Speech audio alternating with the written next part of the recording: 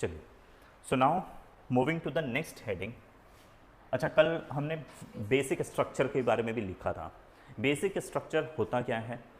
Indian constitution का कुछ ऐसा, इमेजिन करिए दिस इज द कॉन्स्टिट्यूशन। इसके बारे में हमने कल लिख लिया था, उसको मैं एक रफली बस सिर्फ आपको शॉर्ट में भी एक बार गो थ्रू करवा देता हूँ। बेसिक स्ट्रक्चर क्या है? If this is the Indian constitution, Indian constitution में वी हैव डिफरेंट पार्ट्स, बहुत सारे पार्ट्स एग्जिस्ट करते हैं, राइट? बहुत सारे पार्ट्स एग्जिस्ट करते हैं। ये जो पार्ट्स हैं, इन पार्ट्स में अमेंडमेंट किया जा सकता है, तो हाँ जी, पार्लियामेंट इसको अमेंड कर सकती है under article number 368 of Indian constitution. Different parts of the constitution parliament can amend it. But Keshavananda Bharati case में सुप्रीम कोर्ट ने क्या कहा था? भारती केस में कहा था कि yes, parliament can amend any part of the Indian constitution, किसी भी पार्ट ऑफ इंडियन कॉन्स्टिट्यूशन को, किसी भी भाग, किसी भी चैप्टर ऑफ इंडियन कॉन्स्टिट्यूशन को अमेंड कर सकती है, but without disturbing the basic structure. Now what is basic structure? Basic structure, इसका कोई डेफिनेशन नहीं है, इसको बस सिर्फ कहा जाता है हिंदी में जैसे मूल ढांचा, कि इंडियन कॉन्स्टिट्यूशन में कुछ ऐसी चीजें लिखी हुई है जिसे माना जाता है कि वो इंडियन कॉन्स्टिट्यूशन का सबसे कोर वैल्यूज है। कोर वैल्यूज है मतलब इन वैल्यूज को कभी भी डिस्टर्ब नहीं किया जाना चाहिए, ये जुडिशरी का मानना है। तो जुडिशरी ने केशवानंद भारती केस में कहा था कि पार्लियामेंट किसी भी पार्ट ऑफ इंडियन कॉन्स्टिट्यूशन को चेंज कर सकती है, can amend any part of Indian constitution but without disturbing the basic structure. जहां जहां पर भी कुछ बेसिक स्ट्रक्चर लिखा हुआ है, like for example socialism, secularism, separation of power, rule of law, these are what, these are some of the ideas. We के बदले मैं यहाँ पर आइडियाज लिख देता हूँ। ये कुछ ऐसे आइडियाज है कॉन्स्टिट्यूशन में जिसको, जिन आइडियाज को बेसिक स्ट्रक्चर जुडिशरी ने डिक्लेयर कर रखा है, like for example socialism, right, secularism, not the whole chapter, पूरा चैप्टर बेसिक स्ट्रक्चर नहीं है, लेकिन कुछ कुछ आइडियाज उस पूरे बुक में लिखा हुआ है, those ideas are regarded as basic structure. ठीक है, उन बेसिक स्ट्रक्चर्स को डिस्टर्ब किए बिना पार्लियामेंट पूरे कॉन्स्टिट्यूशन को चेंज कर सकती है। ठीक है, अब हमने लिखा था बेसिक स्ट्रक्चर, ये टर्म इंडियन कॉन्स्टिट्यूशन में कहीं पर भी मेंशन नहीं है, राइट? बेसिक स्ट्रक्चर का कॉन्सेप्ट कहीं पर भी मेंशन्ड नहीं है, इसका कोई एक्सप्लेनेशन आपको कहीं पर भी नहीं मिलेगा। You will not get that particular explanation anywhere in the constitution. ठीक है, नेक्स्ट इंपॉर्टेंट थिंग, ये जो कॉन्सेप्ट है बेसिक स्ट्रक्चर का, ये इंडियन कॉन्स्टिट्यूशन का दिया हुआ, आई मीन इंडियन जुडिशरी का दिया हुआ कॉन्सेप्ट है। The concept of basic structure is an innovation of Indian judiciary. ठीक है, ये इंडियन जुडिशरी का दिया हुआ कॉन्सेप्ट है, और कौन से केस में दिया था? केशवानंद भारती वाले केस में दिया था। ठीक है, ये बेसिक और बेसिक स्ट्रक्चर के आइडिया के थ्रू मेजरली काम किया जा रहा है, तो सुप्रीमर्सी ऑफ कॉन्स्टिट्यूशन को मेंटेन करने की काम किया, मतलब that is an effort of judiciary. Indira Gandhi चाहती थी मैं पूरे बुक में कहीं पर भी चेंज कर सकूं। अगर उन्हें ये पावर मिलता कि वो कहीं पर भी कुछ भी चेंज कर सकती है, तो वो तो पूरे बुक को ही बदल देती, और बुक का जो कोर आइडिया था वो कोर आइडिया कहीं डिस्टर्ब कर देती। कोर आइडिया डिस्टर्ब ना हो, इसीलिए कॉन्सेप्ट ऑफ बेसिक स्ट्रक्चर रखा गया, जिसका इम्प्लीकेशन क्या है?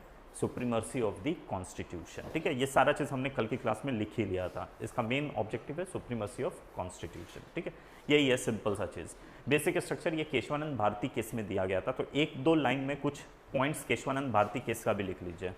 हेडिंग दीजिए केशवानंद भारती केस, एक दो facts related to Keshavananda Bharati case. हाँ जी, हेडिंग दे दीजिए केशवानंद भारती केस। ठीक है, इसमें पहला लिख लीजिए, the largest bench of of supreme court was constituted. Largest bench of supreme court was constituted. Largest bench of supreme court was constituted. ठीक है, वाज कॉन्स्टिट्यूटेड, बनाया गया था। ठीक है, आगे डैश करके लिख लीजिए 13 जजेस, 13 जज की ये बेंच थी। ठीक है, 13 जजेस। फिर उसके बाद में नेक्स्ट लाइन पे लिख लीजिए, verdict in the ratio of 7:6। Verdict, VERDICT, verdict in the ratio of 7:6। 7:6 के रेशियो से वर्डिक्ट, फैसला इस केस में दिया गया था। ठीक है, नेक्स्ट लाइन में लिख लीजिए, हाँ 7 लोग गवर्नमेंट के फेवर में थे 6 लोग केशवानंद भारती के फेवर में थे। इसका मतलब ये केस केशवानंद भारती हार गए थे, ठीक है। इसलिए कहा जाता है कि केशवानंद भारती केस हारे थे लेकिन देश ये केस जीत गया था। रीज़न ये क्योंकि इसमें इतने बेहतरीन कॉन्सेप्ट को ड्राइव किया गया था, दैट इज़ बेसिक स्ट्रक्चर का कॉन्सेप्ट, ठीक है। बट अदरवाइज केशवानंद भारती ये केस हार गए थे, ठीक है। केशवानंद भारती के फेवर में, मतलब गवर्नमेंट को अपोज में, ठीक है। Then next point, verdict date. इसका वर्डिक्ट डेट भी बहुत पॉपुलर है। फ्यूचर में हम कुछ अमेंडमेंट को इसी वर्डिक्ट डेट से रिलेट करके पढ़ेंगे। 24 अप्रैल 1973, 24 अप्रैल 1973, 1973, ठीक है जी। देन इस केस को हेड कर रहे थे उस समय के चीफ जस्टिस, जो जिनका लास्ट ही डेट था 24 अप्रैल 1973, अपने जाते जाते फैसला देकर गए थे। उनका नाम था SM सिकरी, राइट। तो चीफ जस्टिस लिख लीजिए, चीफ जस्टिस ऑफ इंडिया इस टाइम कौन थे जो इस केस को हेड भी कर रहे थे। तो सिर्फ आप CJI लिख लीजिए, उससे समझ में आ जाएगा। SM Sikri, Sikri, SIKRI, SIKRI, Sikri, ठीक है। देन केशवानंद भारती के वकील कौन थे? नाना भाई पालखीवाला, NA पालखीवाला।